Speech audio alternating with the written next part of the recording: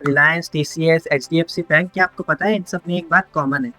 Welcome to day 29 of 100 day stock market series. तो beginners को ये समझना जरूरी है कि कंपनी के अलग अलग टाइप्स होते हैं। जैसे कि मैं बात कर रहा था लार्ज कैप कंपनी की, रिलायंस, टीसीएस, एचडीएफसी बैंक, ये सब लार्ज कैप कंपनी में आते हैं। अब लार्ज कैप कंपनी नाम से ही आपको पता चल रहा होगा कि ये बड़ी कंपनी है। अब इसकी डेफिनेशन क्या है? सभी के अकॉर्डिंग जिसका मार्केट कैप 20,000 करोड़ से ज्यादा का है वो सब लार्ज कैप कैटेगरी में आ जाए। और मार्केट कैप का फॉर्मूला तो मैं आपको बता ही चुका हूँ, कंपनी की share price multiply by total number of shares.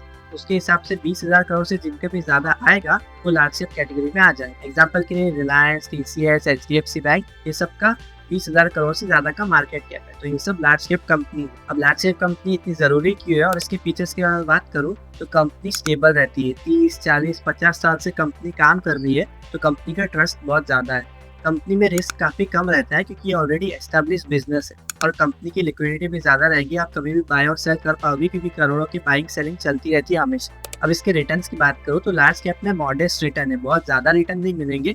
On an average आपको 10 से 12% के रिटर्न मिल सकते हैं। आपका रातों रात पैसा डबल नहीं हो जाएगा। यहाँ पे मेन फीचर है स्टेबिलिटी का। एग्जाम्पल के लिए 10 साल पहले टीसीएस की शेयर प्राइस थी 1000 और आज के दिन में 4000 से ज्यादा चल रही है, तो इसका मतलब 4 गुना ज्यादा की ग्रोथ। ये ग्रोथ अच्छी है लेकिन बहुत ज्यादा नहीं है।